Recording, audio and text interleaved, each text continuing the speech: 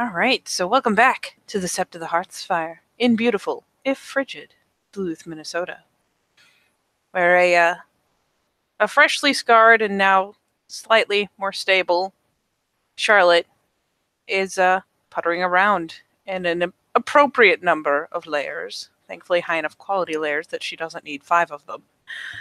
And let's face it, no training today. She made sure that she stopped by and informed whoever the fuck today's trainer was. But yes, she has still at least made a point of being around and about and visible, putzing through any number of idle conversations, and probably mostly trying to stay inside and out of the cold because incredibly cold air can be kind of a shock to the lungs, and she's not supposed to be straining but so much. So now that she's finally putzed out to see who she can stumble across, she has her scarf up and around her nose and mouth to try to cut some of that real nasty edge off of the cold air. And yeah, honestly, she's taking a walkie, making sure everything's still working, keeping an eye out. There's a number of people she hasn't touched base with that she needs to, and let's face it, it's just kind of that maybe they're at the public housing, maybe they're out at the beer garden, maybe they're wandering around by the lake, who fucking knows. She'll just kind of go on an easy walk.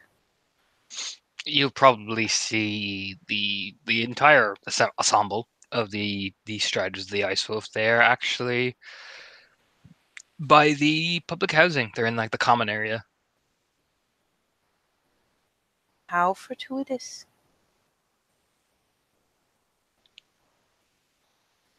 In that case, yeah. I'll say like one slow walk later, she'll come around, stomp her boots off, get the snow off, step inside, pulling the scarf down. And honestly, she doesn't have a room there, so she always putters right into the kind of common space in the middle. Doesn't really do to hover in the hallway where people live and sleep and stuff. That's just creepy. So yeah, she will putter back in, figuring that her walk was kind of a wash, only to find exactly the people, all the people, she could have hoped to look for right here. She'll offer nods, of course, kind of glancing around. Is there anyone else in the common area at the moment, or is it just that pack's taking a load off? Taking a load off, there doesn't seem to be any. You see people pass in and out, that type of thing.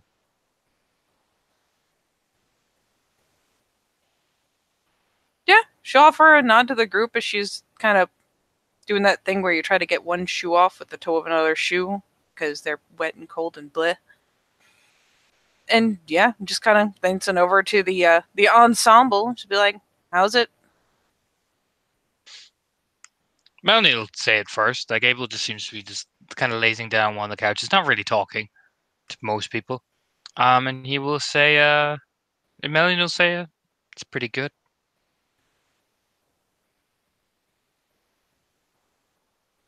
Yeah? Just nods idly. Well, hot shit. Then once Charlotte is down to socks, puttering around without leaving a trail of potential melting snow behind her, we'll kind of ease around into the kitchen, get a hot drink. Why the fuck not? There's enough room to like talk through from one room to the next.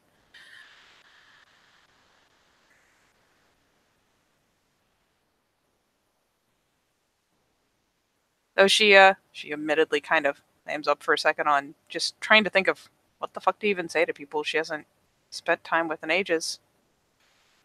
And settles for, honestly, as she's filling a tea kettle, kind of peering down. You want any? Flurry just nod idly. Like, yes, that type of nod. Yeah, so she fills that thing pretty thoroughly. Flicks a burner on high, plops it on there, pulls down a handful of mugs. And honestly, kind of takes a minute assessing the contents of the cabinets because, I mean, things kind of come and go and come and go. You never know what's going to be exactly in here at any given time. I imagine there's some sort of coffee. Lord knows if it's a weird flavored one or not. There's probably a handful of teas. She'll paw around to see if there's cocoa mix too. Yeah, there's a bit. Yeah. Again, the head kind of ducks down to where it's visible. Got coffee, got tea, couple packets of cocoa mix. Sorry, just go cocoa mix. It's a crin, because of course Zuri wants cocoa. And in light of that, she will actually, because cocoa is just better with warm milk than with water. No matter what it says on the packet, that's some bullshit. But yeah, she goes ahead, moves to the fridge, and while she's in there, fills a mug with milk, throws it in the microwave to heat it up. And once between all of it, she has acquired enough hot water / milk / whatever. We'll come puttering out of the kitchen with mugs, setting the one over in front of Zuri, plunking down herself, probably with tea. Yeah, Zuri takes it, sips it. She will actually just fucking pinpoint on Zuri, because why not? How's everything been going in your neck of the woods? Pretty good. We are doing things in city. Yeah? And Torno, what exactly are they supposed to be following up on? The Striders have been doing a lot of running and gunning against the bikers, against the Black Blade. They've been everywhere. They've been hitting a lot of stash houses of wormish things, like street level shit. Like they've been causing some fucking issues for people. They've been involved in a lot of shootouts lately. Has Skyripper been having a fucking aneurysm? Not yes and no, because the Striders have been able to get away with it by attributing it to gang violence. Oh, God bless them. There's been no veil breaches. It's just that they've been in some hefty action. Look, as long as his blood pressure is on the level, we're pretty good. He's been kind of directing them on over targets where they can hit, essentially, without causing too much of an issue, if you get what I mean. Without making the police presence even worse. Yeah. Yeah.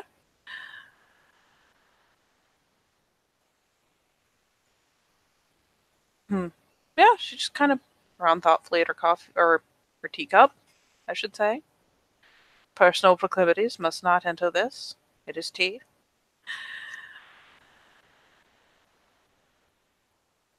Y'all find anything else out about that fucking group that heard something about being from St. Cloud? Zero shrug. They're mainly bikers. There has been a few kin, but we are not sure where they're from.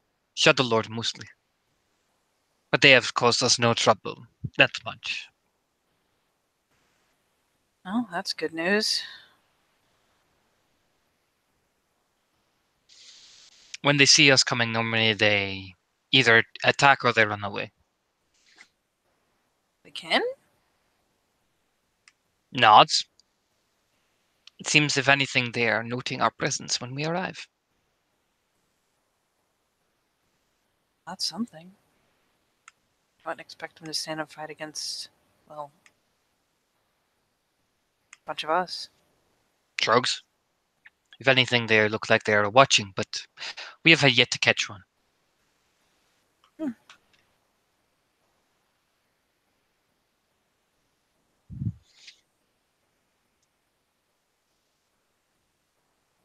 Yeah, I'd heard something about. Kind of shakes her head. Because to be honest, there's been a lot going on, so she doesn't necessarily have it all right on file mentally. Something about a group from St. Cloud. Guru coming from that way, or at least kin. We've seen kin, no guru. That's good.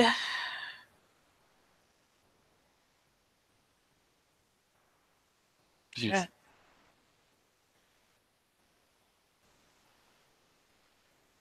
About the place you've set up, I haven't heard anything about more fights. What place?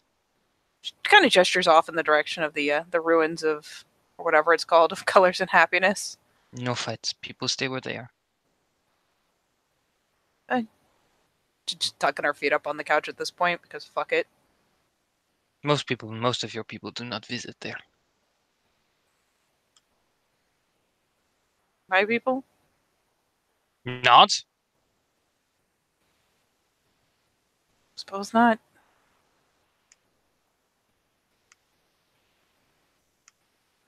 I like it well enough. Shrugs.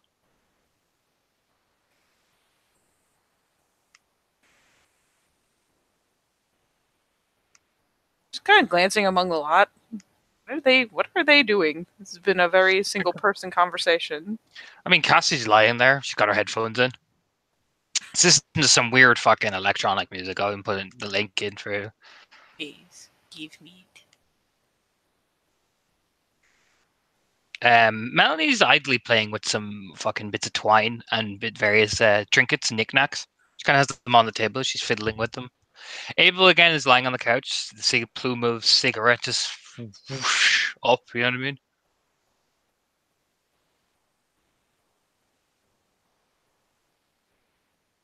That is some interesting music. Mm-hmm.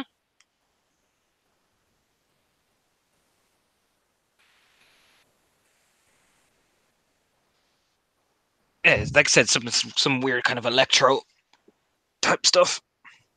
I'm not gonna lie, there's some vague interest when she catches a few little strains of it. Just kind of like, how about that? Let's face it, doesn't see but so many people listening to, well, I don't know, electronica style nonsense. Yeah, it's like electronica type stuff. Anything new on the home front? Sort of like the Sparta troops to the east are a lot tougher, so we've had to rechange strategies many times. A lot of raiding of stash houses. You gotten any better look at what they can bring to bear? A lot of guns. Very Seems organized like. tactics. Very clever. They don't face you in open combat. They skirt, they divide you. And they snipe like a motherfucker. She just kind of reaches up, rubs the side of her head. You're not. You have to know, you have to plan.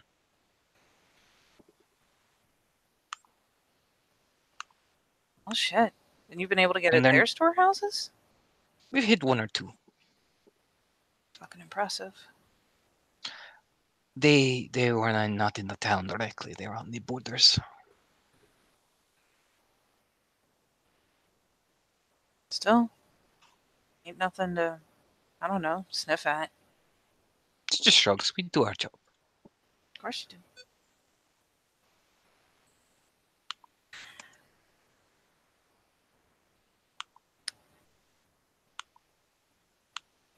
Have you gotten a better idea, by chance, skirting around it, keeping an eye on where they seat their snipers?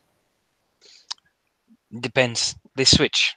Normally they're at the east, but they are quite clever. They obviously rotate. So it is hard to pinpoint.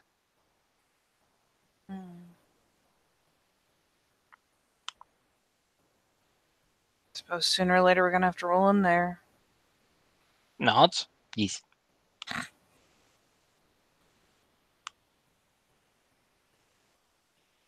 Oh shit. They usually kill themselves if we capture them, though. They usually, well, so far we caught one, but he fucked up the job, but there was nothing we could get out of him. It was better to put him down, if anything. Oh, I believe it. They're well trained enough to fight like they fought. Probably well trained enough to do about anything. Just nods? Yes. It was like the no wrinkle view. Because, like, sorry, that's like straight up soldier conditioning. That's. Ugh. This original is like, yes.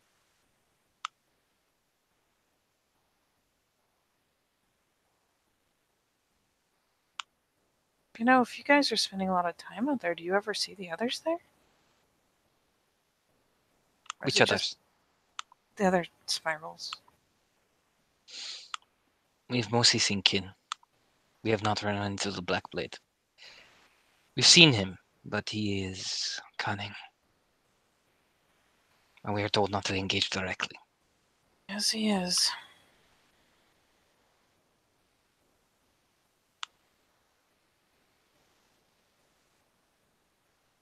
Jesus.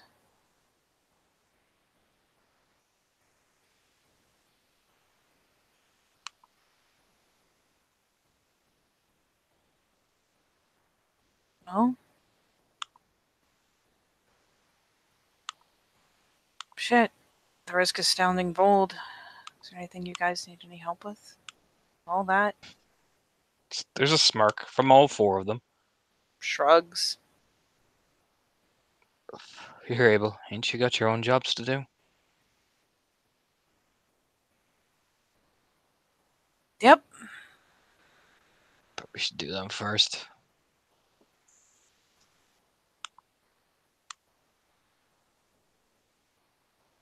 Most of what I've been encouraged to do is back the people who could use it. I have a very particular set of skills. Just kind Abel of like doesn't say. makes it light of it as she's saying it. Abel doesn't say anything. Melanie just lean over. I mean, we've been kind of up against it, really. Doing a lot of shooting, running, and gunning.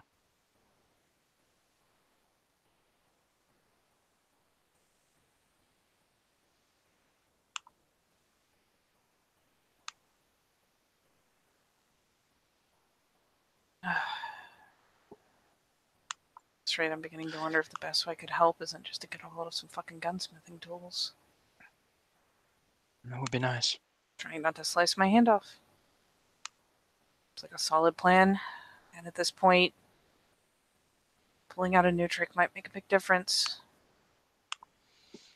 There's a shrug. There's like an idle shrug. Besides, things here has been quite tense for us. So we've been enjoying our time in the city, away from everyone.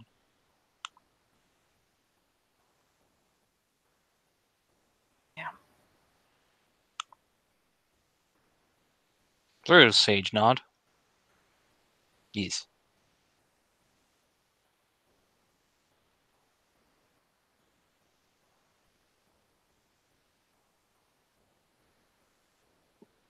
What I can't figure is...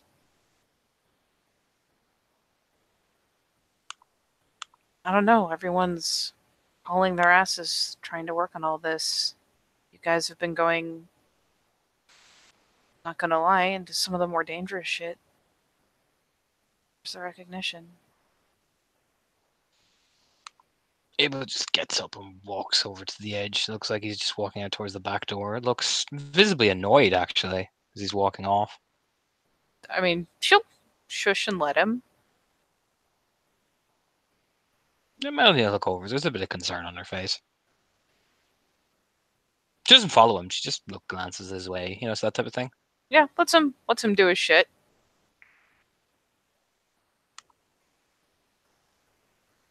No, Charlotte ain't gonna chase him. She'll let him have his cool off. And, you know, once he's gone ahead and taken himself out of earshot because that's where he wants to be, she will finally glance back over to Melanie. You guys have had a rough fucking time. It's been hard on him. I bet.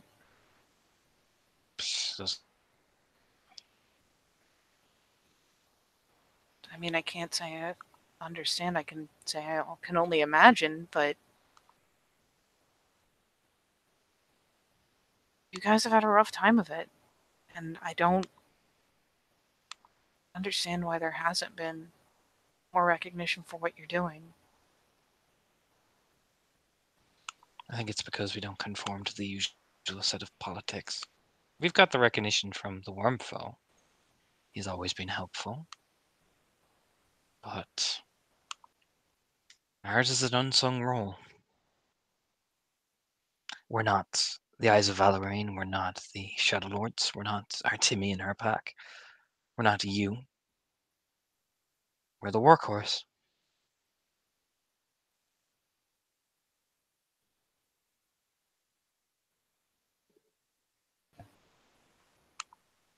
But going thankless long enough eventually wears a person down.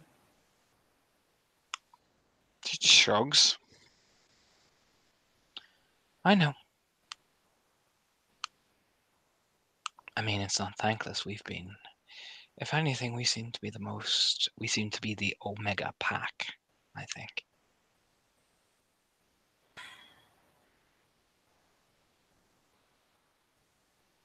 Kind of ruffles the back of her hair, glancing after where Abel went, because, yeah, that ain't sitting right with him. Zoria just kind of, you see her, she's idly, like, playing with her, like, bits of her nails. They seem to always go for us. We fight in group when we fight together, but it's not as easy when there are 4 or 5 people. No, it's not. Keep stacking up that way.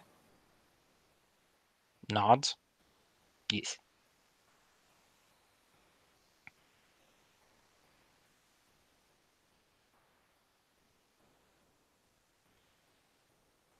Yeah, she will thoughtfully sip at her tea, mulling this over, tossing it around. You see Cassie. She doesn't get up and follow it, but no, she kind of walks. It looks like she's going into one of the back rooms, essentially. Probably maybe going to the bathroom, going to maybe do something. You're not quite sure. She doesn't like make a big show and dance, but she just kind of slides up, still listening to her music. Just meanders off like she's doing her own thing. Mm-hmm. Yeah. Again, she isn't going to stop Cassie.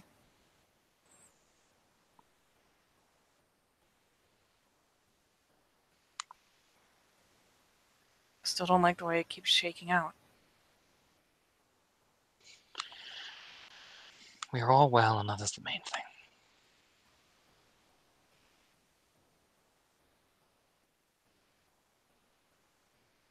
It's kind of like that little, almost that kind of concerned frown you do, where it's like, I hear what you're saying, but I don't like it. Ugh.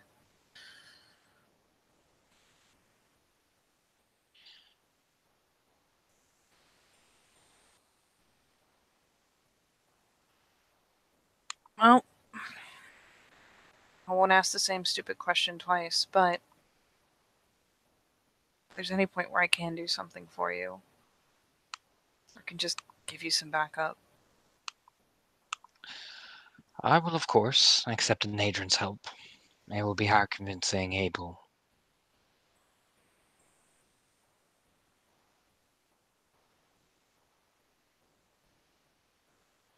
You guys helped keep me afloat before.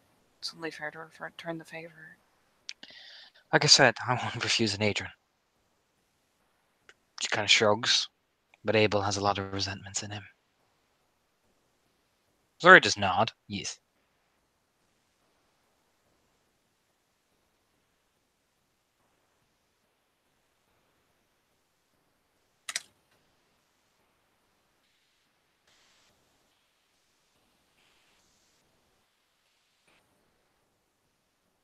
Yeah, there's another kind of thoughtful little frowning glance.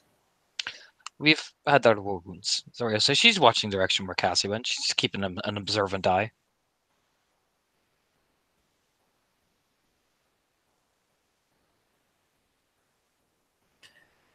Yeah.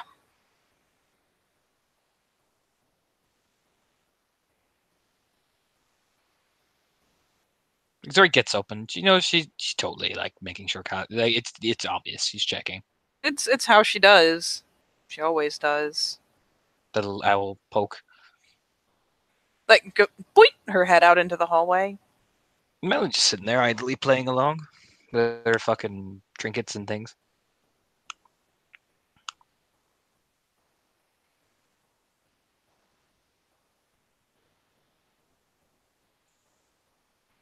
Charlotte finally just kind of rubs her face. Looking over to Melanie.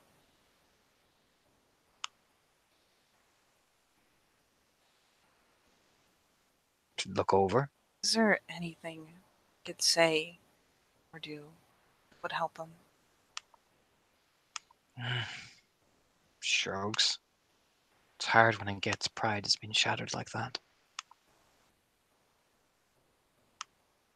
Yeah.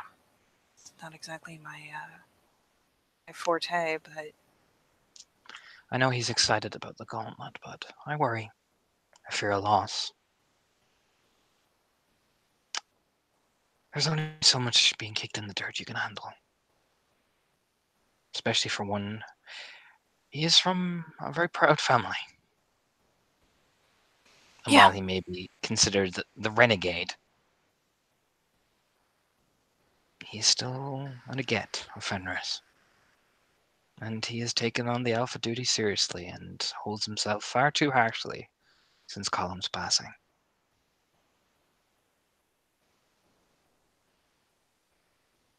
It's really easy to be self-critical. I That believe he part, at least. I believe he blamed himself for it. There's nothing to blame. Like I said, his pride has been shattered. It's very easy to slide into self-doubt and self-pity. And considering the war wounds on Cassie, I believe he feels his mortality in terms of not being able to help.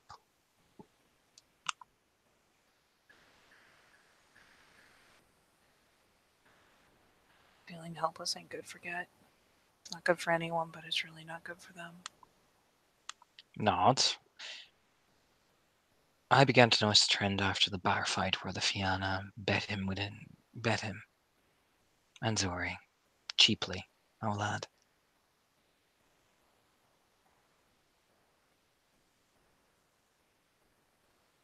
First bit of like Melanie's normally the chillest one out of these people. That tone, man. Whoa. So Silverfang, Katie. So much judgment. Whoa. Oof. Did it get colder in here? That's pretty much like your drink freezes from the level of cold. Like, ooh. Ooh, that's frosty. And It's got a little sting. you just look around, you just see you see you're in the noticeable shade. A fucking cloud has rolled over the fucking the house. Just the fucking public housing. Yeah.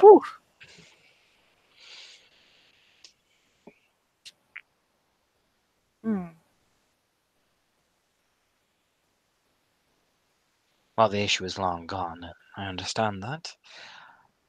I don't appreciate thugs being thugs to my packmates. Even though I'm sure they're amicable people and they do great work for this sept.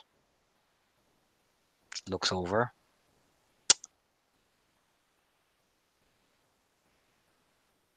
Cheap shotting people is not how I do. Oh, I don't imagine it is.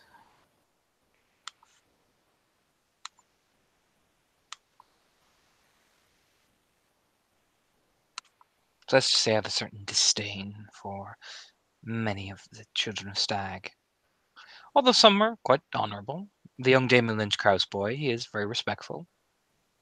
There are a few, Mark of Thorns. They are honourable people. But the wild Scotsman and his, well, they're not his, the swamp folk, they cheap shotted my people.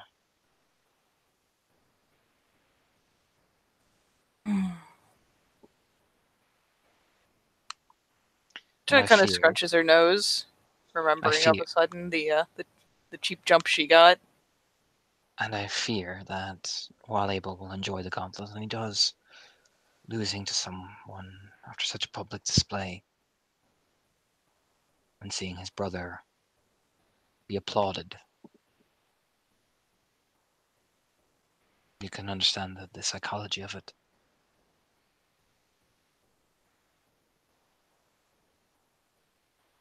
Now one would tell him to get over himself, but considering all the things that have happened to him recently, I'm liable to break that person's jaw if they say that. I know, I wouldn't fault you.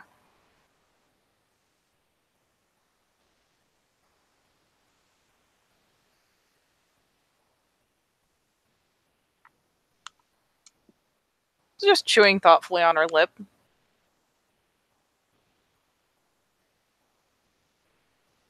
And what other questions do you have, Charlotte? Honestly, I didn't come over to ask questions or for business.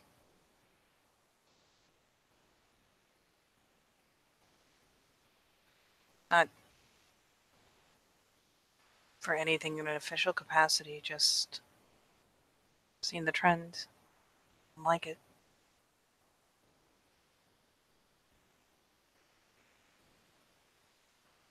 And your pack was one of the first ones to reach out to me. And I've lost contact. Thought I'd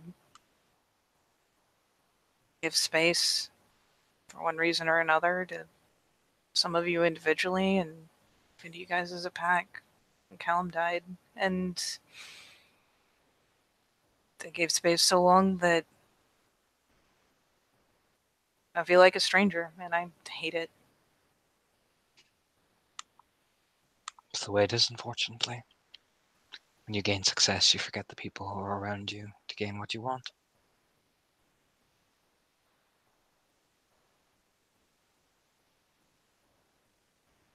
I should be better than that.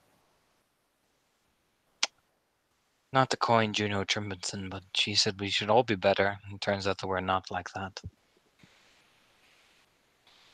I have no interest in coining Juno. But I gotta hold myself to my own standard. I should be better than that. Shrugs idly.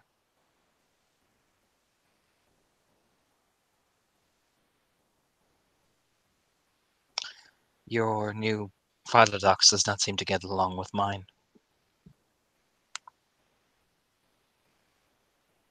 They did have quite the disagreement. Hmm. Has there been... She actually glances over. Has there been further issue than them disagreeing on it? No. Good. But judging by the way Cassie was in the link, I thought there had been. Oh. Nods.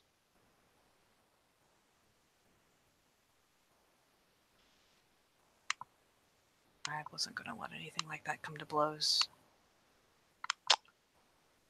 Like I said, judging by the way she was, I thought there had been. She's starting to shoot that kind of concerned look over.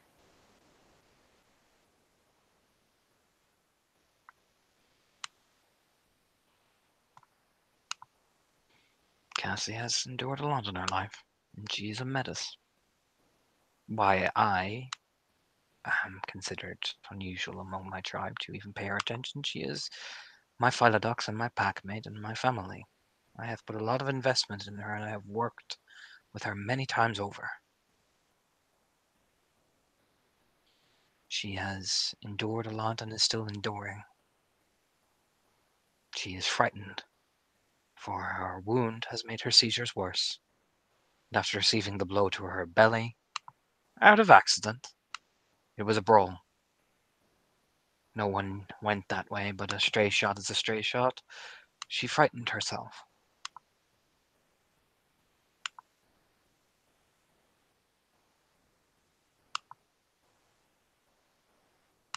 And to see her emit such fear in the link, it has everyone tense, especially Zori. So, I'm asking you, very calmly, did your Philodox do anything to mine? We didn't exchange anything but words. After you left? She walked away before I did. Good. Then that is all I need to know. Any member of my pack has a hand on Cassie.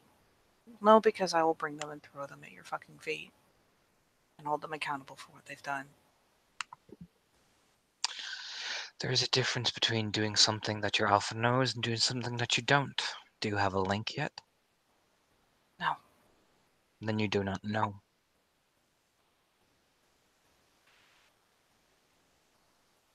I will make it a Now, point to follow up on it then. she is a Black Fury. I would be shocked. But Cassie is a menace. They do not look kindly on them. I hear it if they're male, though, so shrugs.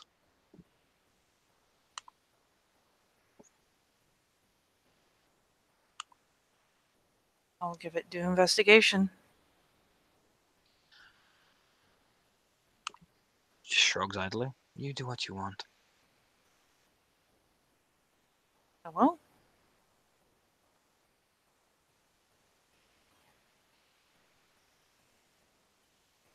tolerate a lot of things from a lot of people, but I have no tolerance for that. Shrugs.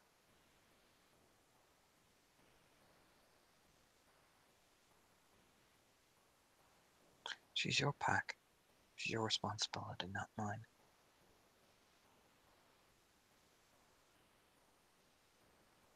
I appreciate you bringing me the concern. I wasn't bringing a concern. Just look over. I was asking. Out of courtesy.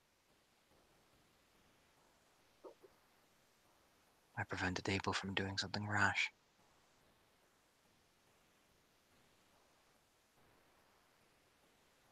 Like I said, we are all tense. But it is my job as the beta, and that of my house, to be civil and diplomatic, and to make sure that we don't jump to conclusions we have already endured enough. I wanted to ask first. Just kind of gives a bit of a nod. I trusted your judgment. I made sure that Abel's fiery temper was curbed.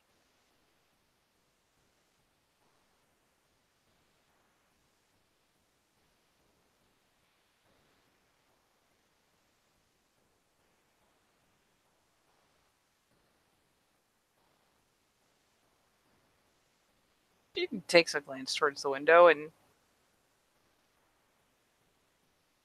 just kind of chews her lip instead of saying what's on her mind. I just look over at her, just watching. Yeah, she's kind of looking off in the direction he went. Because let's face it, the Abel of the here and now is not the Abel she has been very fond of ever since she was putting around in a Cleith and he was poking fun at her. We all change. Some for the better, some for the worst.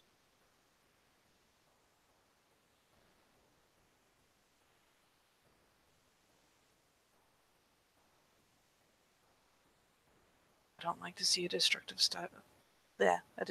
cycle continue. You're saying he's destructive. No, I'm saying the opposite.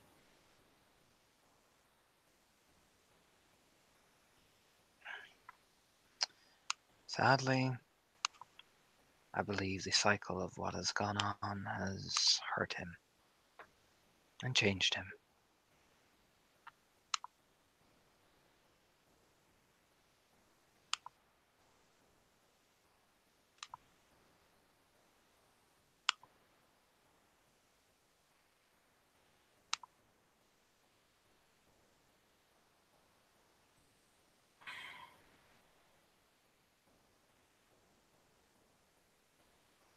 I think you're right.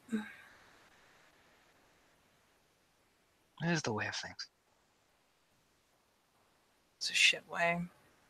I know that's childish. She kind of glances over, but it's still a shit way. It's up to go take her mug back into the kitchen. Still obviously within speaking distance, but just kind of moving, doing something.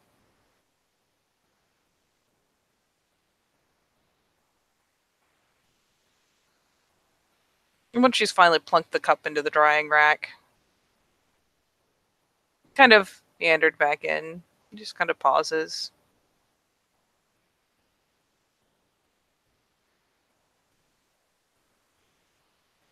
I hate seeing him like this. You haven't been looking for very long.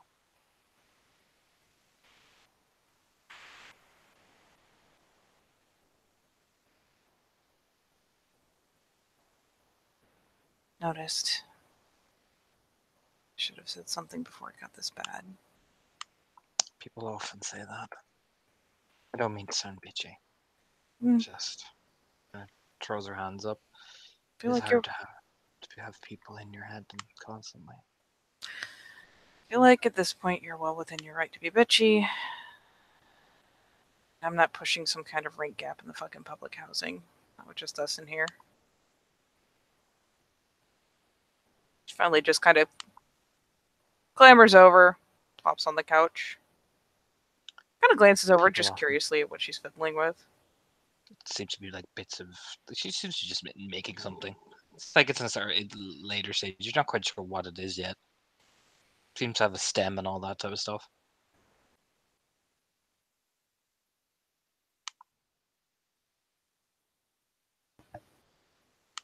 Kind of blinks a time or two,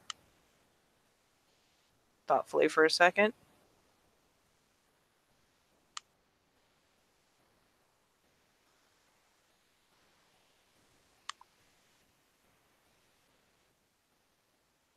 Eventually, Cassie and Zori come back, and Cassie sits down.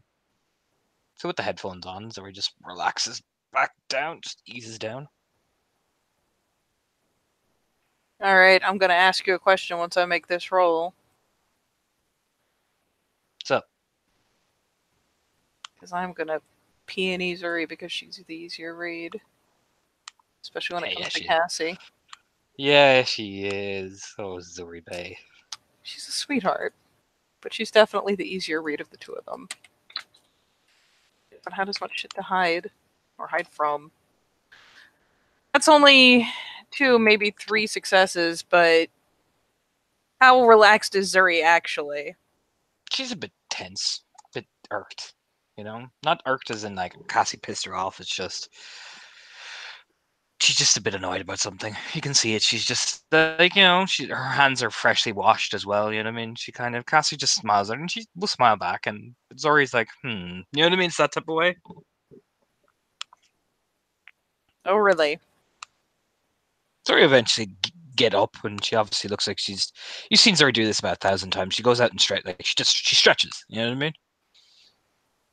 When does she usually stretch, Torna? When she's either training or she's a bit annoyed, or you know what I mean. It's kind of like her little. I'm just gonna stretch for a bit, come back in, sit down. I feel better. You know what I mean? Okay, so it's something that's recognizably something she does to kind of ease up. Yeah, it's not like she's like, I'm livid. It's like I'm sensing I'm getting madder, so I'm just gonna, you know what I mean?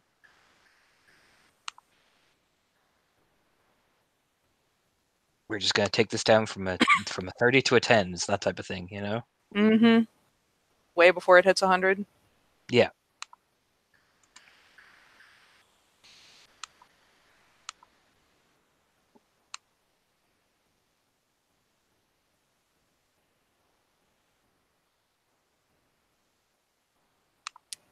And yeah, seeing especially the stem kind of squints thoughtfully.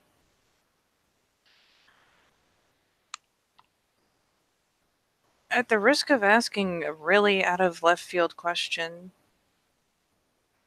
all that stuff with the wild that's going on, are any of them still, I don't know, normal? Kind of like some brow over to Melanie.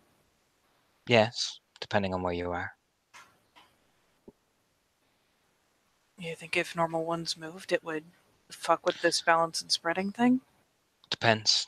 The balance has been a slow thing. We've been curbing it as much as we can, trying to get pieces, trying to unlock it. Like I said, it's been the right master has been the primary one leading it.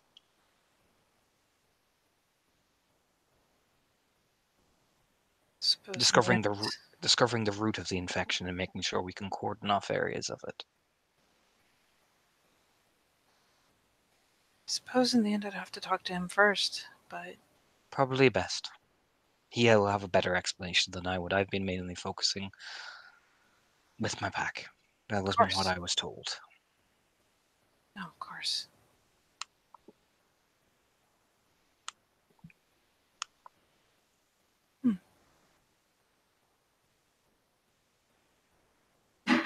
And with that, she'll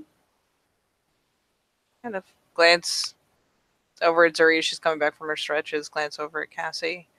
Oh no, Zuri's still out there. Oh. Like these stretches are no joke. Like she does all the big flexibility ones. You know what I mean? Like proper like Big yoga shit. stretch. Okay. Yeah. Yeah, she'll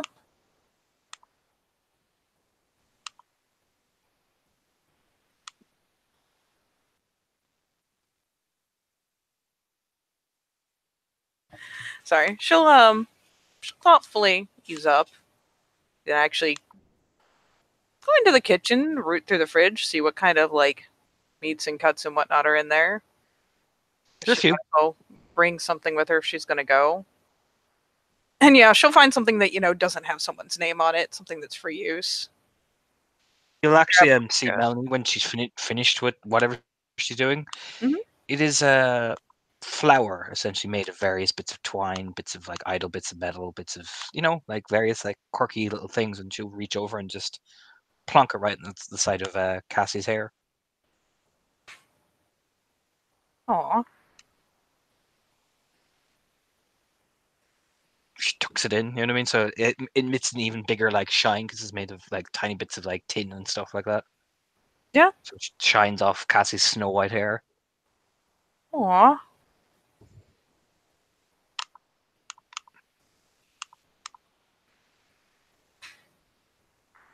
Yeah, she will requisition some of the stuff that hasn't been cooked yet, like take a hunk of something and just, I don't know, maybe part of a tray of bacon, and just we'll wrap it up quickly in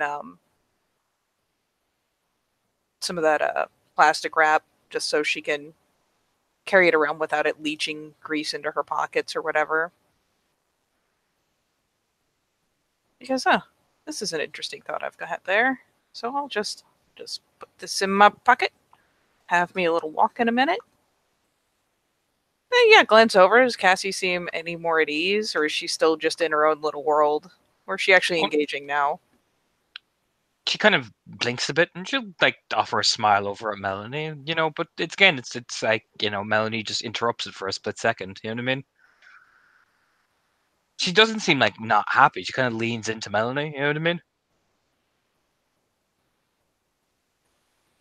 She kind of lies down so her big snow white hair kind of touches Melanie's knee, if you get what I mean. The thigh. Oh. And there's no sense in doing a roll on Melanie. She's fucking concerned because she's trying to keep everyone else even keel, and kind of makes sense. So yeah, she will tuck that in her pocket and offer Melanie a polite nod on her way out. Where you going? I mean, initially stepping out, is fucking Abel just chilling on the porch, or is he wandered off? What's he doing? No. Abel is like a good bit down the way. Oh, all right. Well, I do not need to pick a fight with Abel in just this moment. Though picking one and letting him win might be a step in the right direction at this point. Jesus. She'll orient herself for the high clearing, actually. If she has questions and a thought, she wants to follow up on it before she loses it. Okay. Where you going? Where you going in the high clearing? Look, I mean, she's headed up there looking for Modon Snow. I imagine if she gets close enough to the right area with bacon in her pocket, she will find him. I mean, he's there. He's not hard to find. He's the size of a truck. Yeah, he sticks out He gives you kind of just the frown stare of what the fuck do you want? It's blatantly obvious. It's that stare of what the fuck do you want? Comes out, sitting up. It's the blatant stare of what do you want? What is it? Rrr. Right, Master is grumpy. What? she will come over fishing the offering out of her pocket, because even Adrian Daedrin, you know what? He's had a lot of shit to deal with, and a nice thing is a nice thing. Well, he takes it, chews it, eats it. I had a question for you, right, Master? Sits down on his dunk. Snow flies up on a little flurry. Ask. Something to do with the wild spirits, because I know it's a delicate situation and I don't want to make a horribly uneducated suggestion. Ask question. If it's stupid, I will. Just says that. She will sub in, demand more bacon in her head, because she likes that better than his usual follow-up of bite you. If an uncorrupted wild spirit were to shift from the area where there's issue to an area where hefty weaver-like influence was a problem for us, would it risk spurring the growth of whatever's happening at the docks? Or Not. It is tough to say. Infection starts at the center of spiral. To move wild spirit away into heavily controlled weaver area also brings new problems as well. That weaver could introduce it and remove it. That way will not be able to see spread healthily. and she's kind of all over that, scratching her chin thoughtfully. We must discern origin before we discern the spread. We do not yet know the origin fully. We have ideas and theories. Although, looks around, sniffs, nods, content with a new smell. Things are progressing slowly. We've had to take it delicate to see. Frustrating, yes. But we are looking for a way to go further down the path to see what is causing the infection. Just nods like that makes sense, because after a certain point this becomes their wibbly wobbly occulty theory, and that is not her fucking Kool-Aid. But she nods because it sounds like it makes sense. Problem is there are very little volunteers to do so. I believe the Wormfoe is making people get ready for it. Talk to your Theurge. She is very indecisive. Next time I bite. So noted. Tell her to go outside. Firm nod. Too much crying. I hear her. She kind of pulls a face like, of course she's still Tell staying her and crying. Tell her that she needs to buckle rather than fall. Does no good for body or mind. You're not wrong. No. His faint smile. Then perhaps I can ask your opinion on this. The place where the Black Blade is, he's using a lot of order and a lot of guns, a lot of human-made things. Mm-hmm. Do you think that introducing a Then wild spirit, you kind of hiss. Poses new risk. Not sure. Then again, do we really want to be making more deals with the wild that we need to? oh, that's right. And she's just kind of like, it's that brown knit of like, I swear I heard about this, because making deals and finishing them off would be like feeding them, right? Yeah. So I guess we don't want to feed them. We are Like, there to fuck. cleanse. We are there to cleanse the worm, not to introduce the wild and have a problem later. We must be careful.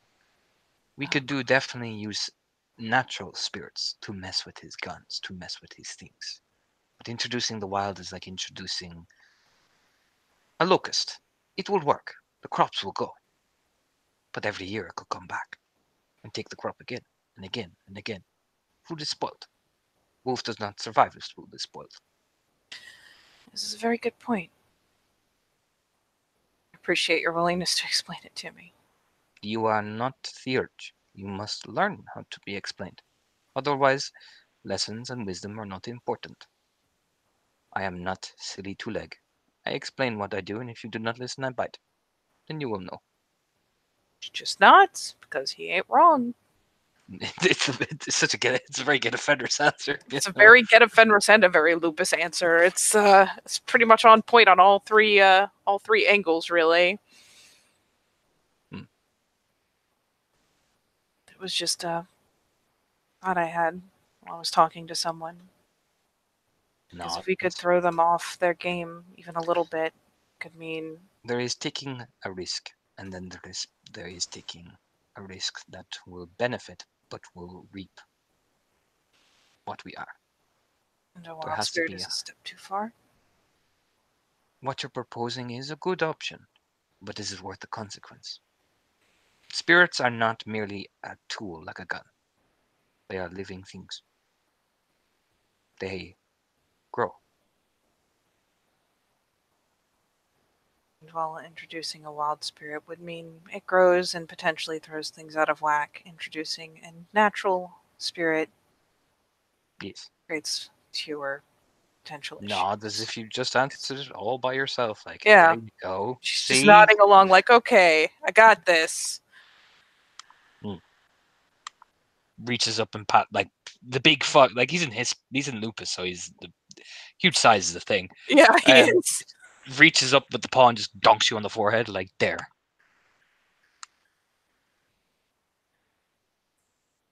Thank you, Master.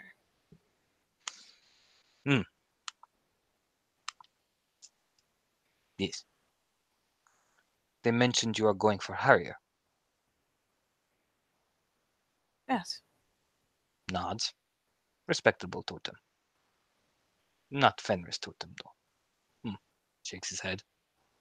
Such a disapproving shake, like, Afraid not. Just kind of smiling because, yeah, let's face it, it's about the reaction she was going to get. I am disappointed. You have grown up among us. I have.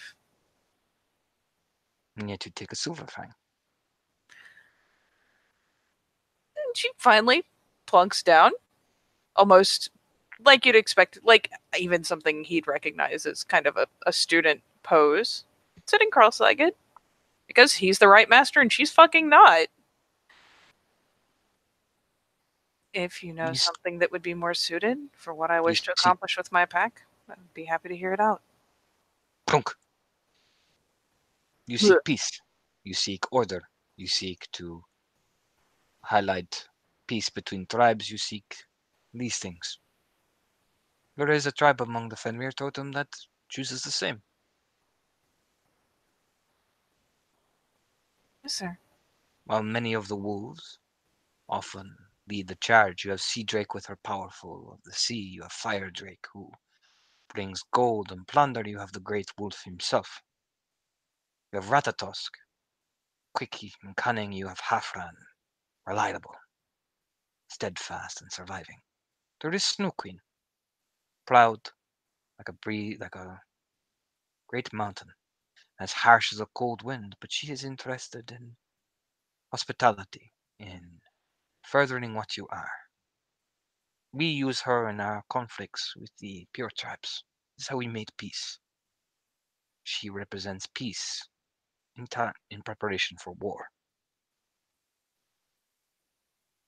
You must always show hospitality to others, but if they disrespect your hospitality, then you have full right for wrath. But you must learn to open your door to let the wolf in. And if the wolf snarls, then you bite.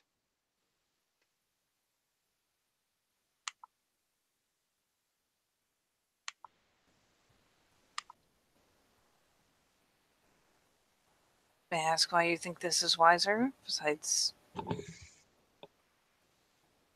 Snow Queen is a Fenrir totem. She is built for warfare. You are quieter, you are faster, like treading through soft snow. You wish to fight, because you must, but you do not wish to be wrathful. There is a difference between diplomacy and wrath. She is that difference. You hold yourself proudly. That is what she values. You stand and not placate yourself. Not splain. This is your position, this is you. It requires strength to be a follower of Snow Queen. Strengthened both as a warrior, but as a queen.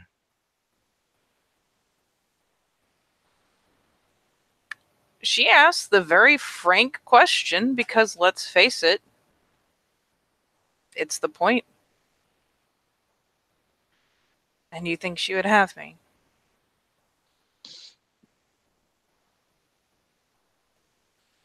That is the reason you must do it. You need to find out, will you have her?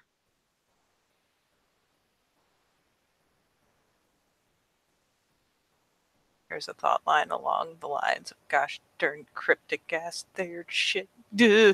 Why would you follow something that demands your submission, and something that will praise you for standing and holding yourself like a queen, instead of demanding that you kneel because your blood is not pure? It seems like you are biting your own leg.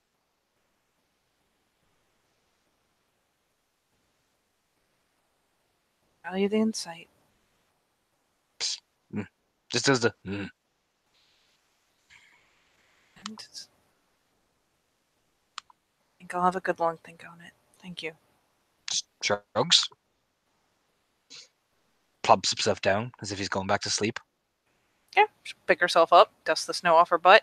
Does it, like, that splaying you see the Malamutes do, where they stretch their arms and like, oh, this is so comfy. I guess. It's fucking frigid outside. Perfect. Yep, pretty much. I mean, you've seen him in the Umbra. His fur gets massively thicker, and like he looks nuts in the Umbra. Yep.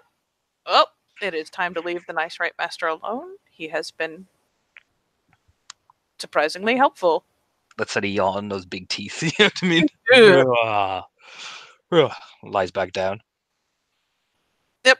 She will leave the nice Wolf alone because, you know what? That was actually a lot more educational than she expected it to be. That was gosh darn useful, really. Don't you judge me.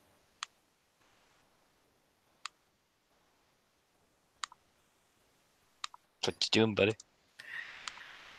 Whew. Okay, that is 2 things to chew on already. Let's make it worse. Let's head roughly in the direction of Lena's and see if anything else crops up that requires thought. But yeah, let's go check on Lena. You walk in. Samantha's doing the fucking washing, and Samantha's doing her shit.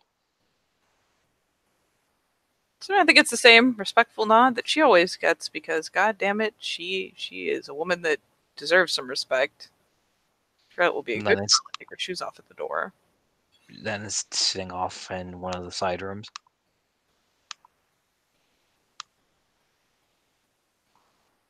Yep. Time to go check on Lena. Oh boy. Yeah. She pull off her shoe, put her in. You see her golden hair, she plumes it up, and she's taking a long cigarette. This is just the poof of smoke.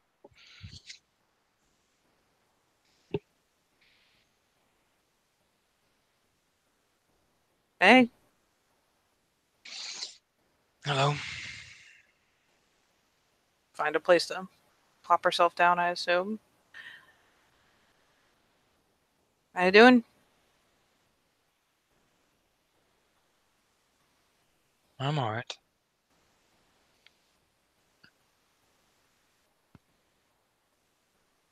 Oh yeah, she flumps.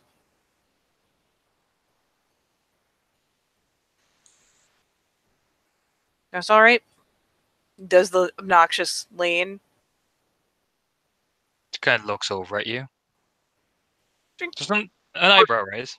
She quirks a grin when she finally gets a looking at.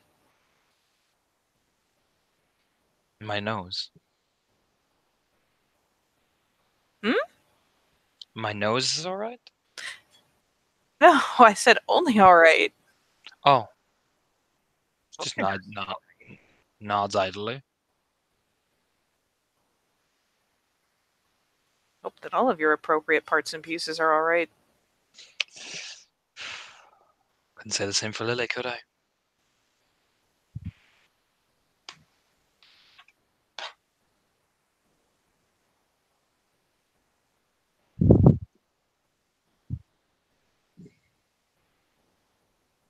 Suppose so. Nods idly. Takes a long drag. Just to make sure, she said I could say the same for Lily. Couldn't say the same for Lily, could I? Oh, derp. Nope. Derp, derp. Heard that. I suppose not. It just takes a long drag of the cigarette as a response to that.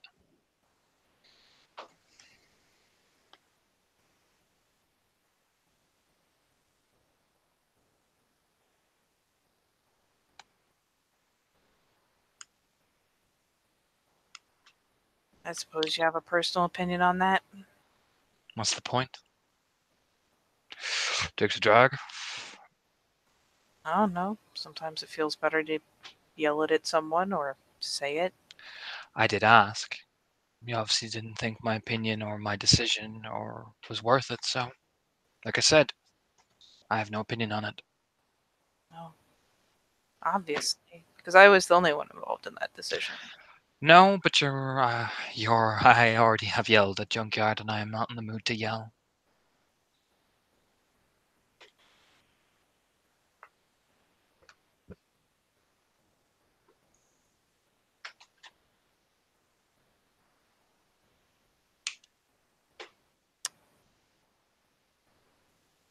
Tarna, how publicly or just kind of understood is it that the discussion among Philodoxus stays among Philodoxus? Or am I just assuming that's a thing when it's not?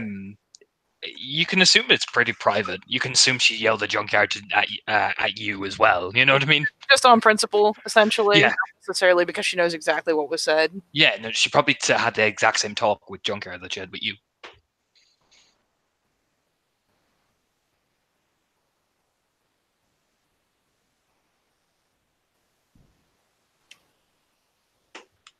She finally gives a shrug.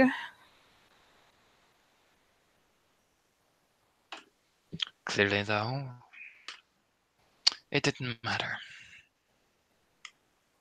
Whatever the decision was. Oh?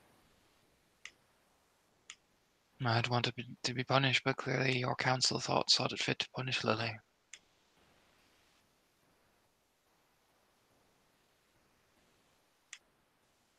Can you pretend even for a minute that you don't understand why?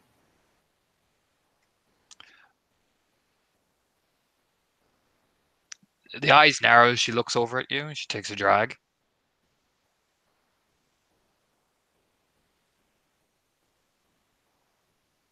I mean, it's pretty open. She's not trying to be catty. She's not trying to be anything. It's essentially the you were there. You know what happened.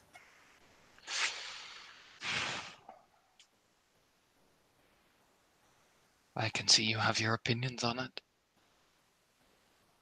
Everyone has their opinions on it. It's not much. That's not an answer. That is a whitewash. Of course, I have my opinions. Mm-hmm.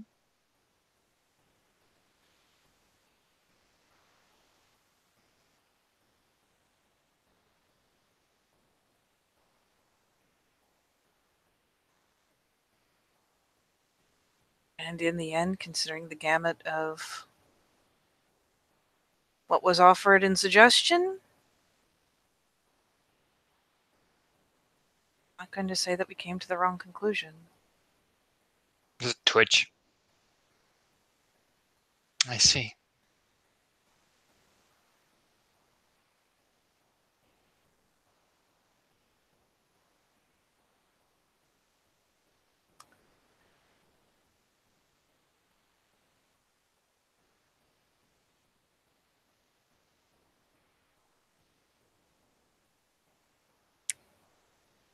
An attempt was made, and they.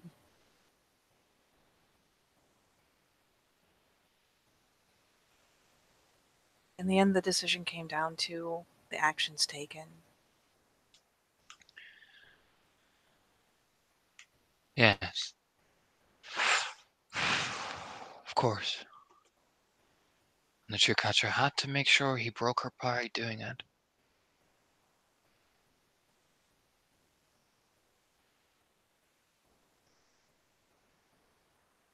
That was completely out of our control. Of course.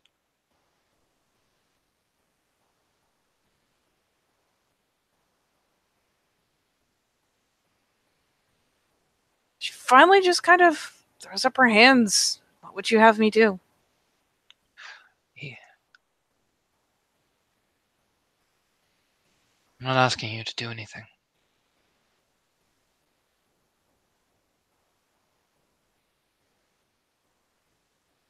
I asked you something and it didn't work. I asked the same of Junkyard and it clearly didn't work.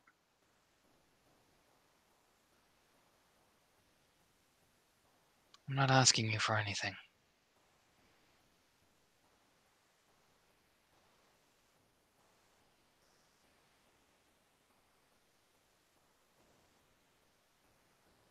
I'm sorry that it didn't.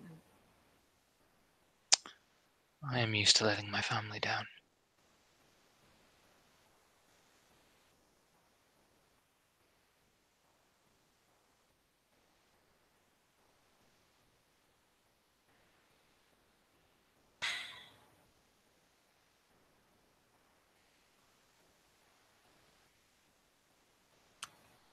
Oh, nope. Nope. What you rolling there, buddy? I'm not rolling anything. I don't know what you're talking about. What you rolling there, buddy? You want to roll something? Huh? Huh? Huh? What you rolling? Huh? Huh? I'm gonna be a good girl, and I'm gonna roll to keep that behind my teeth. Go on. Roll it. One Mm, success. Hmm. mm, Hmm. it's hard. What you trying to bite back?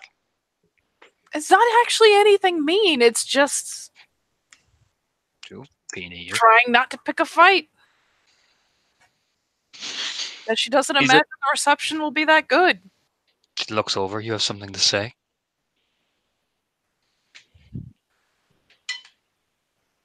As you pointed out, I have an opinion. You have something to say.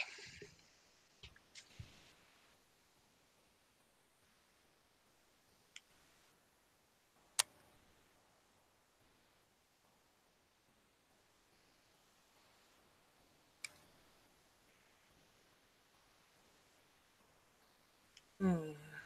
It's one of those things where she pulls that face like I have something to say. I don't want to say it.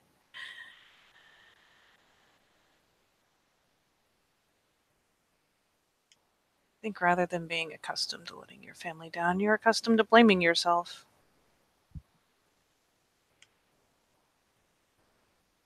Can't possibly hold yourself responsible for what Lily decides to do. She's her own person.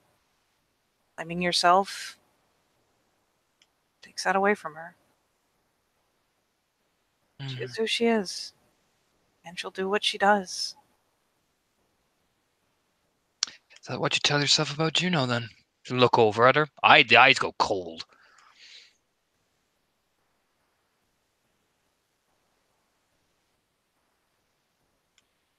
I tell myself that I did everything I possibly could to try to help her without taking away from her.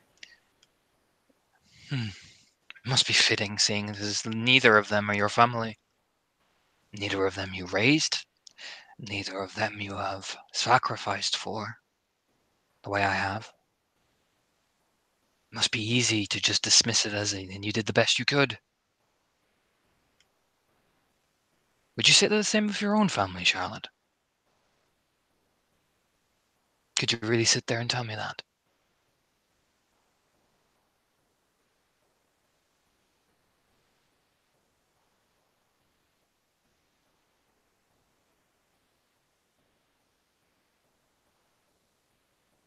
There is a moment there.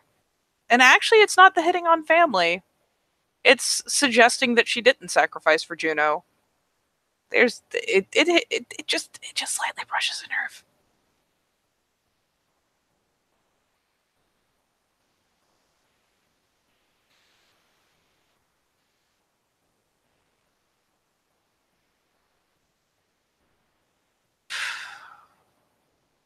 Yes, I would be equally irrational when it comes to being protective of my own family.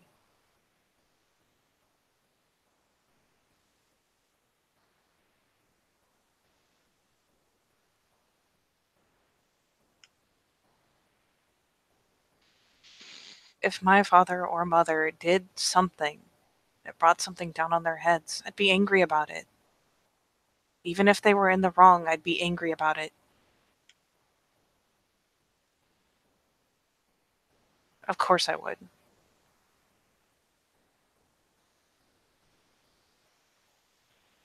And I'd try to stop it. Of course I would.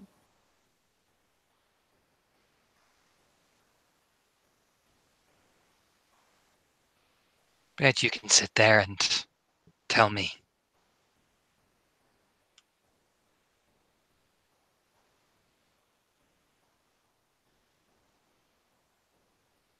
You think I'm telling you? I don't know, what are you telling me?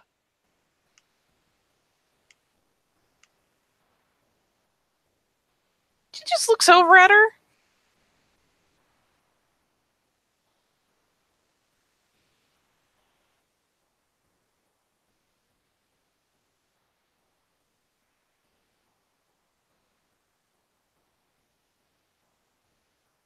In the end, I'm telling you that I'm sorry.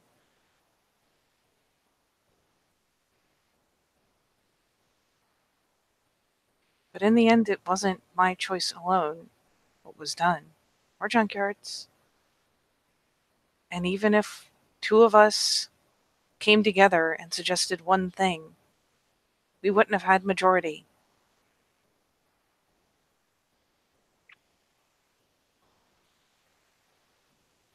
Even There's if. only so much we can do. Don't try to extrapolate from the way I'm saying it. Don't try that. I'm not going to talk about exactly who took what stance. You know I can't.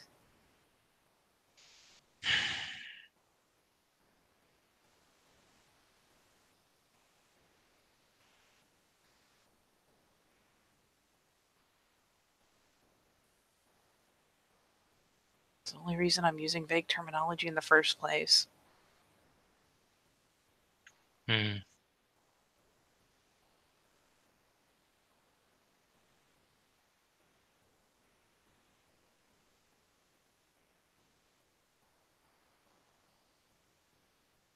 I hate to see you blame yourself when you've done as much as could humanly be done.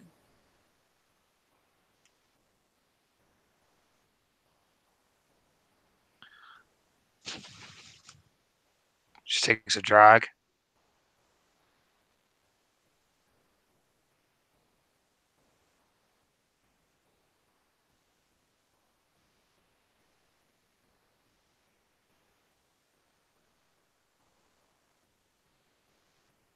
She doing that whole, like, takes a drag and looks off in the I'm not talking to you right now direction. No, she just rubs her face.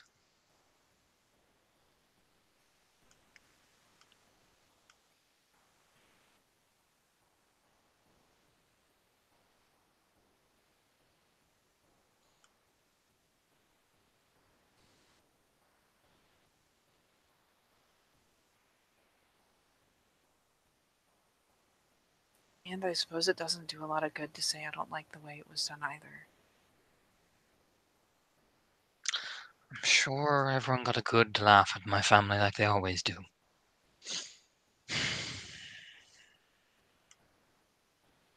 I'm sure that smug little Fury had a good laugh at herself. Nobody I'm was sure laughing. everyone. I'm sure it was all working out perfectly. I'm sure the Eriksons had a field day.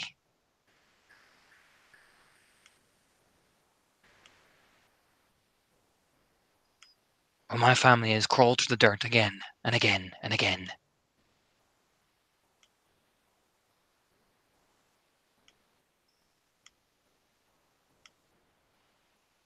Nobody's smiling.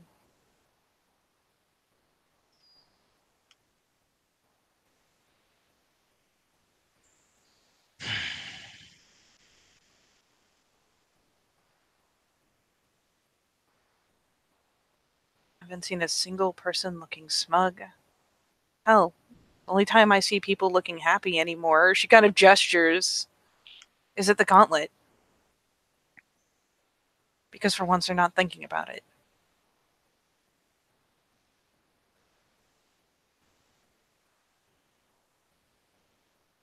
Shrugs.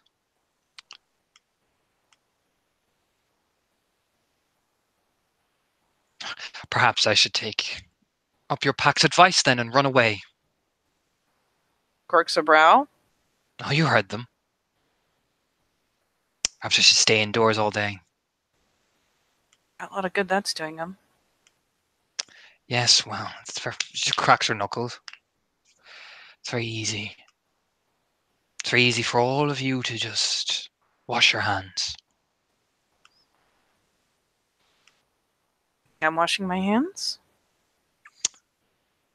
It's very easy just to be there on the sideline, Charlotte.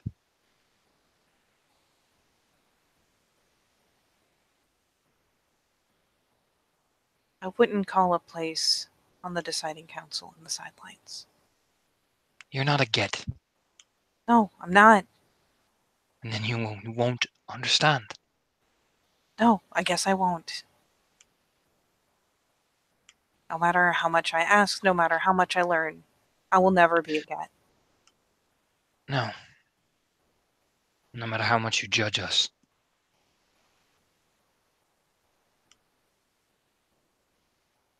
I don't judge people by tribe. Yes, you do. You judge my brother. I don't judge your brother for his tribe. Judge actions.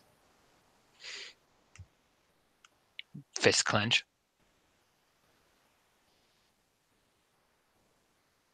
And before I judge, I do my best to learn as much about what took place and why as humanly fucking possible. Have you?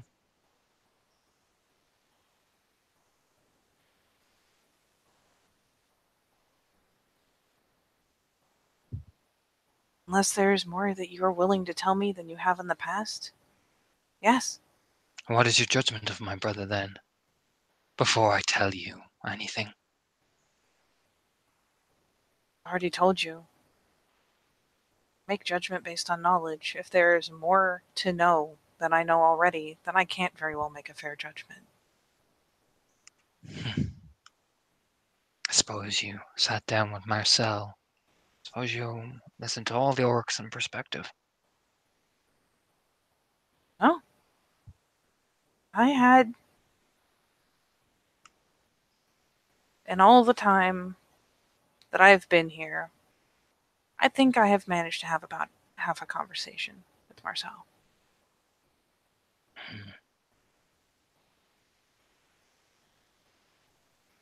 And I've talked to Leaf many, many times.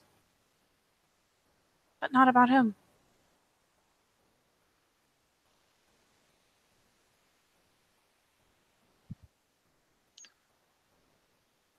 Or Abel. And I can assure you I've never had a full conversation with Siggy at all. That must be great for you then. There's just this look of like the most like, you know what, honestly it's kind of a petulant like, really?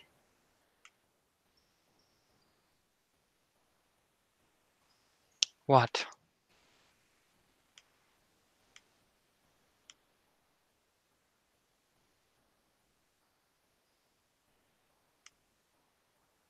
You literally just sat here and accused me of going to people who would, I don't know, I guess poison the memory, poison the telling of it. And upon being assured that I've done no such thing, just have a petty comment about how that must be nice? Mm.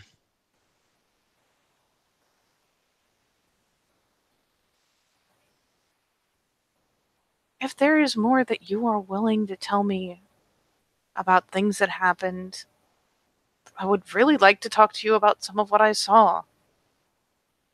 You want to hear that things perspective, do you?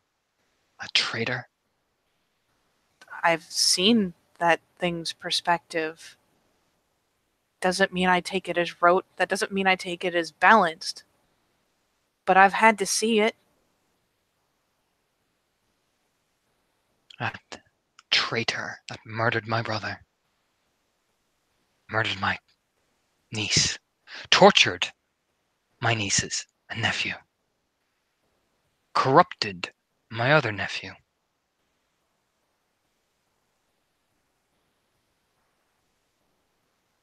I know. I didn't say that I took it as rote. I said that it made me wonder what actually happened. She was a fool. She said foolish things because her people were desperate. She made choice comments she should have, and my brother reacted. What kind of things did she do leading up to that? There has been many tensions between the Sigurdssons and the Trymbusons. There was many for a long time. I was married into one.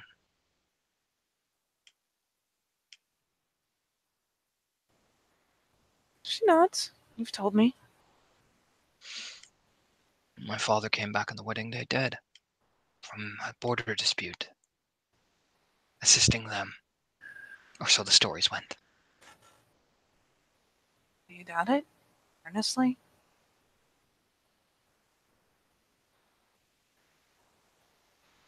They ran and left him behind, and he fell fighting the worm on his own.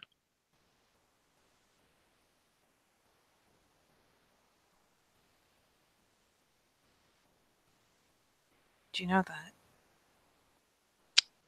We know. I forgave them. I was in no position to judge.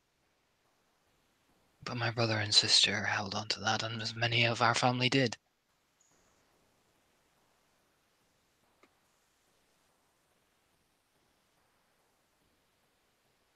There were many other insults done, and between both tribes, between both families, no one was innocent. No one was the right. But then they came looking again and again. My brother and sister, they agreed to a meeting. I was not present. I was present for when her husband was killed.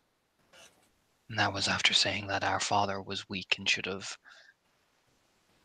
held the line.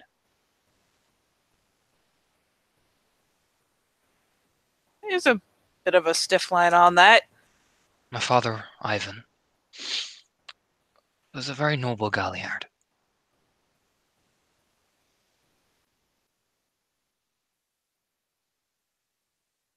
He did not deserve that kind of disrespect.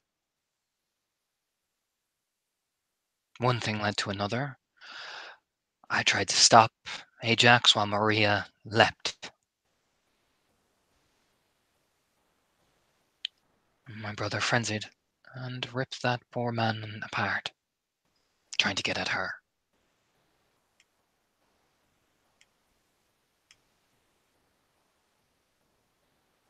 Maria? Maria ran at her at full speed, screaming and shouting that she would kill them all for that statement.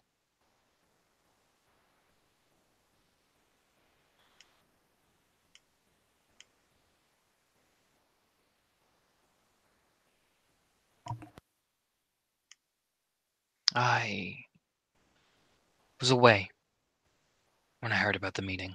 I figured it was a good thing.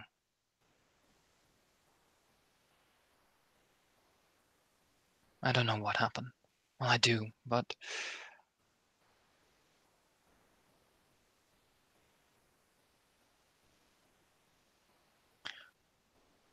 the Sigurdsson line was wiped out.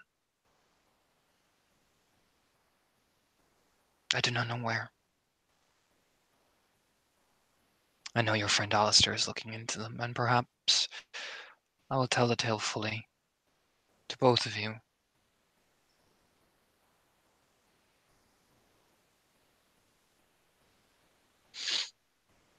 But I was not there for it. I did not partake in it. Just nodding. Listening. Very attentively. And that young Fianna is coming to ask. And I do not know what to say to him. For I fear that I will be cast in the same shadow as my sister and brother, who have both done extraordinary things for our family and tribe. but on the blood of another family. On the blood of vengeance. And I failed to stop it. And now I see my niece, who is bright and was good. When she was little, she was the most engaging little thing. She would run around asking all sorts of questions about the trees, the plants. Such intelligence. Now I see all that hatred in her eyes.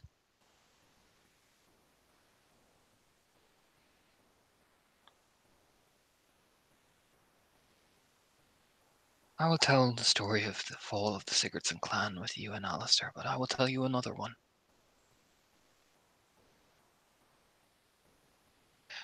When we were ambushed by Potema, I was there. I saw the whole thing with Neve, Markathorns.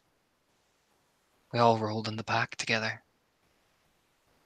By that point, we were just turning on each other. Maria was already left, building up Wolf's Maw.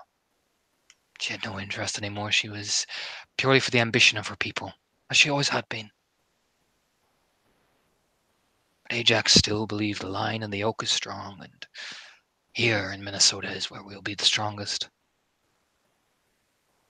He led his charge down, and they were ambushed. And I had a choice. I could have got him out. Would have gotten probably me killed, and probably Neve too. I could have got him out. He even called my name.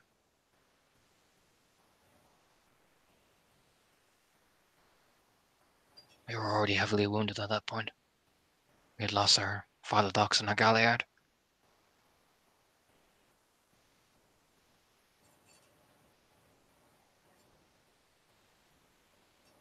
And I made a decision. Ajax Trimbenson is my dearest brother. That terror he committed on so many levels. The hatred. I thought I could stop it. So he would die in glory and be sent home to Valhalla. But that Juno, Calhoun, Felix, Lily, Freya, they would have a chance. Not to become that.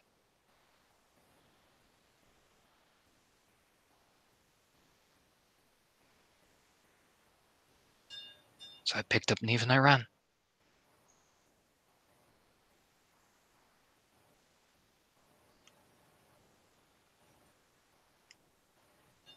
I ran to the screams of my dying brother.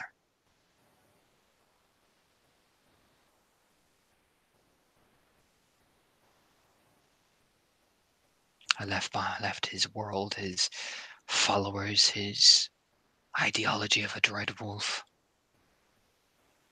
Because I wanted my generations after me to have something. Now all I see is the same hatred in her eyes as his. I thought if I could be humiliated and punished,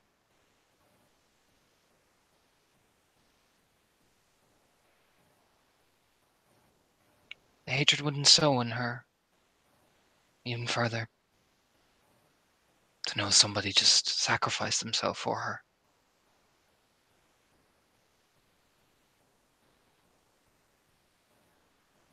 I guess I'm a fool.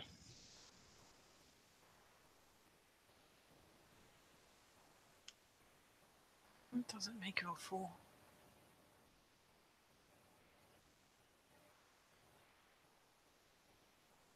Those aren't the thoughts and wishes of a fool.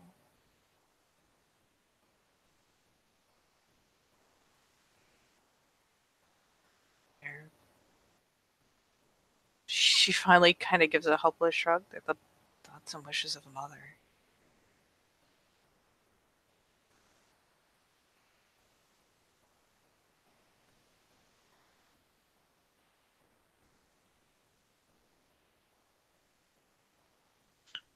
And perhaps that is why Maria and I are so hostile, for she'll never be able to prove what happened.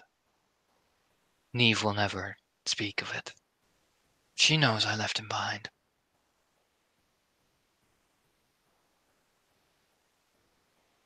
What does she think of it?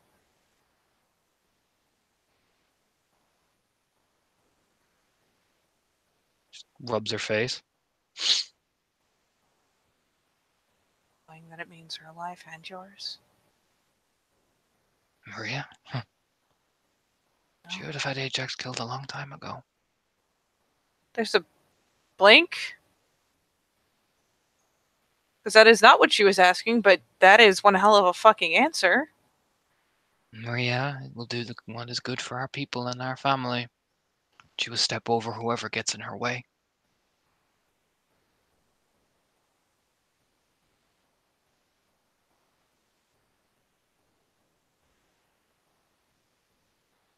The line must be strong.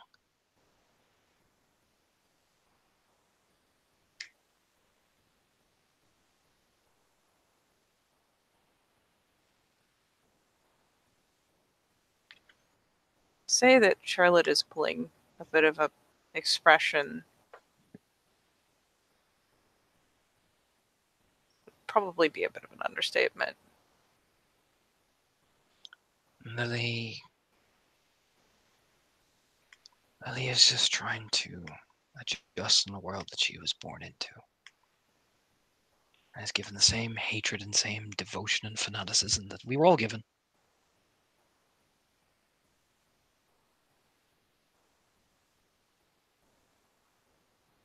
Did you finally see past it? When it stopped being about glory, fighting, it turned from that. And in the family in Lyme came at the blood of others. To look over, because Len's totally not crying. Totally not. Nope, never. Get a Fenris rar. She would never dare suggest that Lena was crying. That would be uncouth.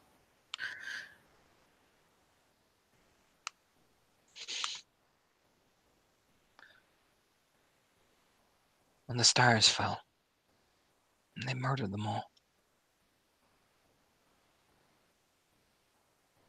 Stars? Sigurdssons were known as the Starfallen, because of their wild and free nature.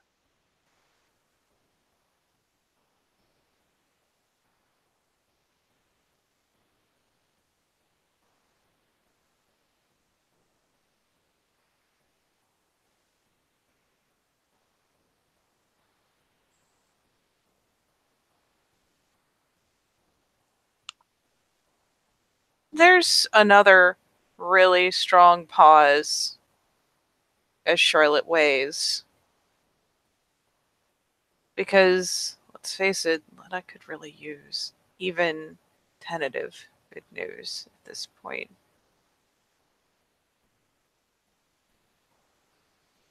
Even tentative.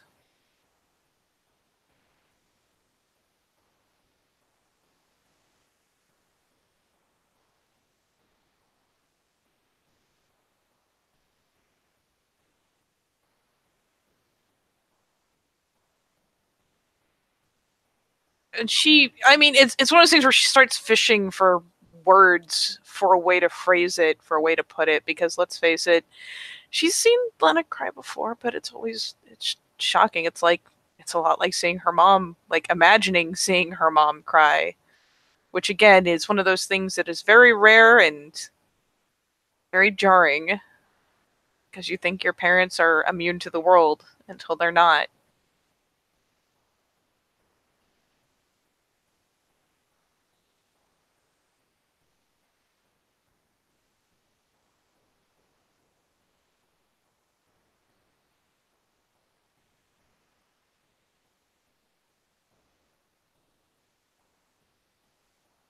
What if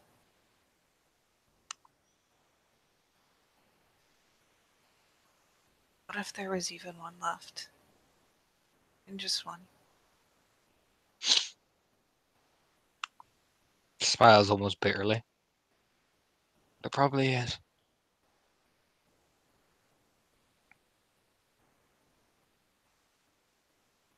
What if there were more? There's not. I know my brother.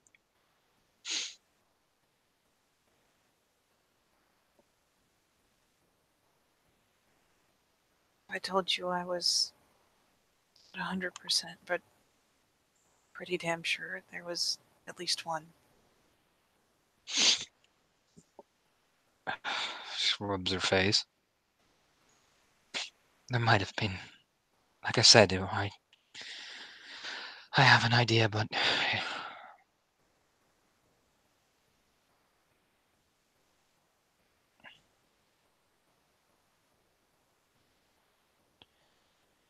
you'll need your Fianna friend.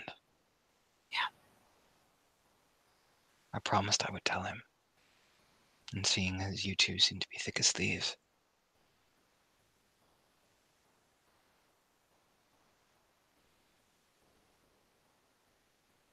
He seems like good people.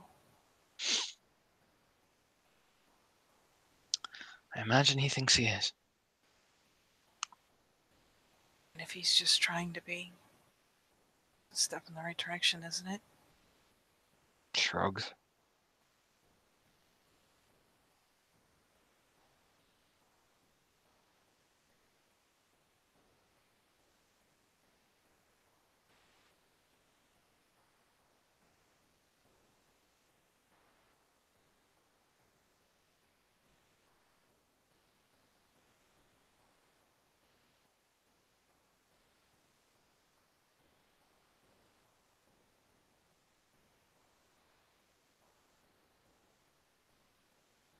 I know it's gonna sound stupid. So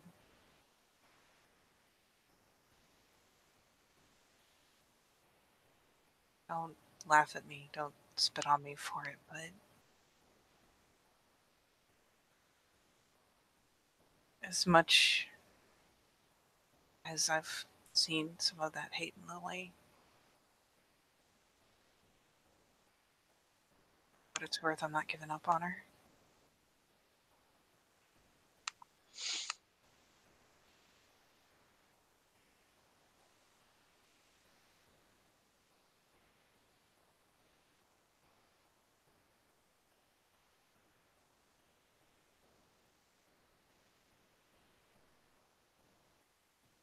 I don't know how much I can do. I don't know how much it'll mean, but I'm not giving up on her.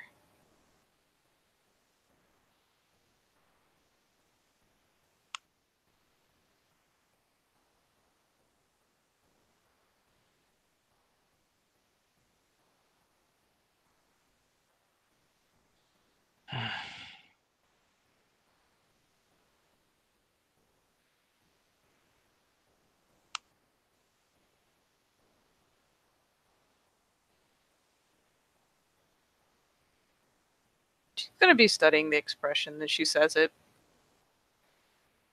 Because why the fuck not? Let's see if it had any sort of positive effect at all.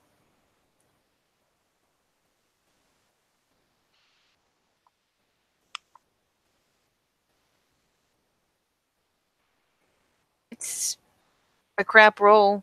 It might be two. It's probably just one. One. It is and isn't. It kind of is, yeah. There's a little bit of an effect.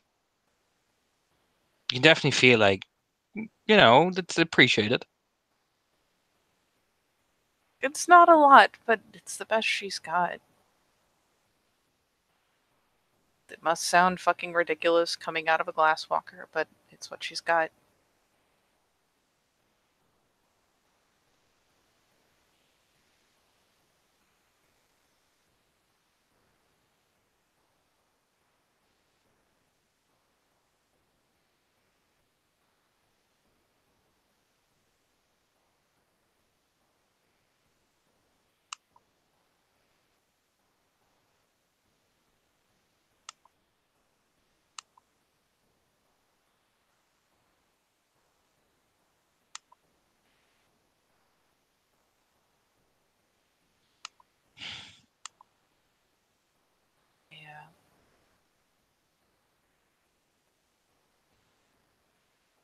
to go.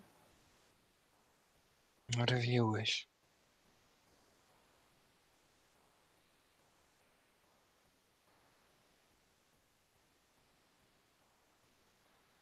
And where exactly, like in relation to where Charlotte is sat, where is uh Lena? She's kind of just sat in the chair. She doesn't like. She's not close to you. She's just kind of sat in the chair, staring out the window.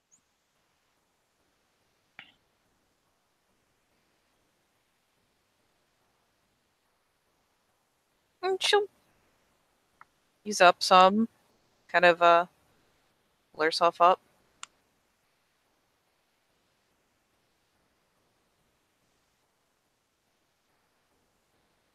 And at least in passing, are either of her hands readily available? I know Yeah, holding yeah. a cigarette. Yeah, So she's not the one that's not holding the cigarette, essentially. yeah, going for a shoulder might be too personal. Going for a hug is almost certainly a bad idea. But at least in passing, she'll make the attempt first to touch her hand and then to give it a light squeeze if she is, if it's not immediately rejected contact wise. Yeah, you touch the hand. She kind of just, looks at it. You know what I mean? Looks at you touching her hand, just staring at it. Yeah, initially it's a light touch just because she wants to give her the chance to jerk back, but she will. She'll just briefly take the hand and squeeze it.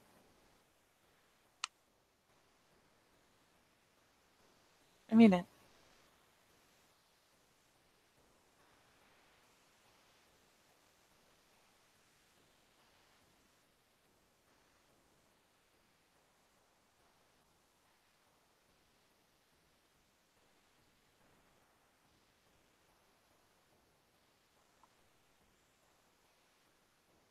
She just nod.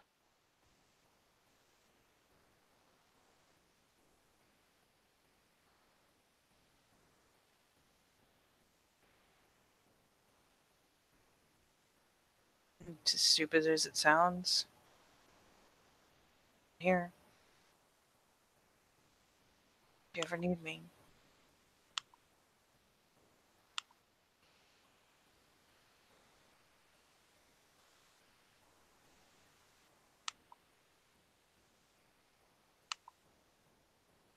Not just forgetting.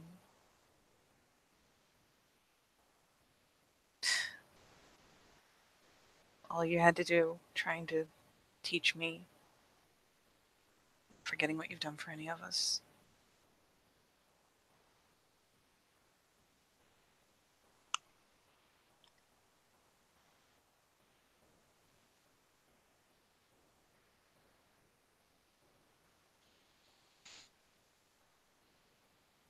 She just nod again. She'll, again, give the hand another just light squeeze and let it go.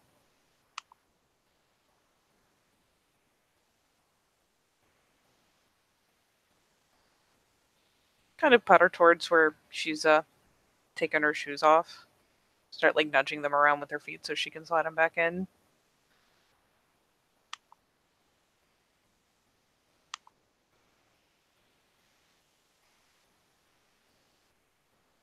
Background tomorrow? Sure. Oh, not. She seems reassured that that's not immediately rejected.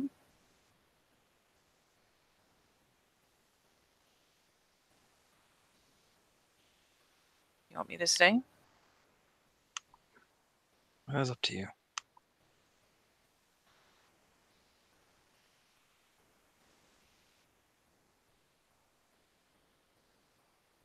It's just kind of like a vague, kind of the edge of a pouting expression.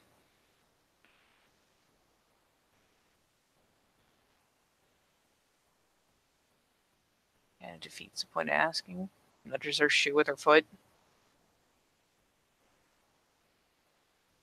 Like I said, that is up to you.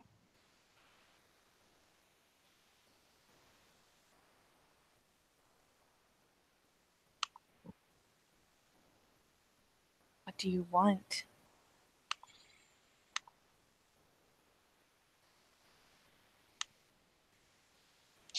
looks over. It's up to you, Charlotte, if you want to stay.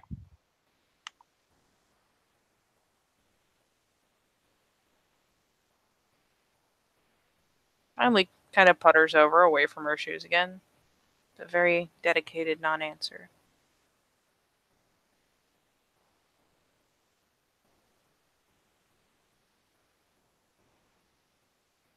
And if she's on if she's on an armchair or something, to be stubbornly where she can't be set alongside, Charlotte will plunk her butt on the armrest. That'll learn her.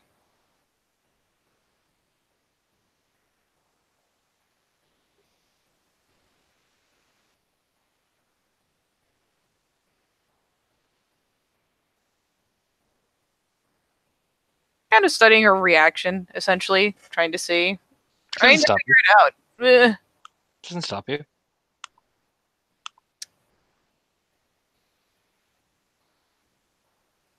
You know what? It's time to take this in a turn for the ridiculous. She goes, fine.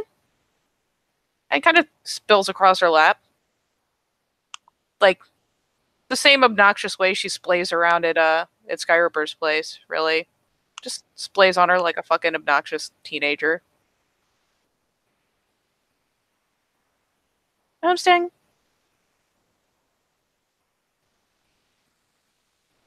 But she will either lose her temper and fucking pitch her on the floor, or she won't. I know she doesn't move. She doesn't react. Like, she's not like hostile. She's just like, if you want to stay, I'm not going to stop you. It's oddly very muted.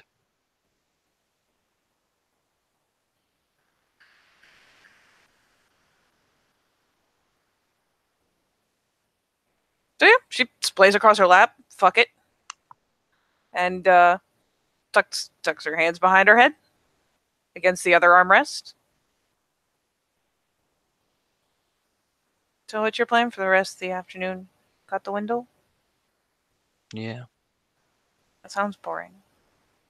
It is. It's because it is. We could do something not boring. What is that? I don't know. See what the shittiest movie you have is and throw popcorn at the screen every time it's awful. Lose a lot of popcorn that way. I'm not gonna lie. There is meat in the fridge. Go get me drunk. Firm nod. This is solid. She then proceeds to have to do the awkward thing because she's got like her head up and her legs up and has to flail a little bit to get herself upright. Then yeah, fuck it. She'll head for the kitchen. Nice polite nod to Ms. T over there. Like you do.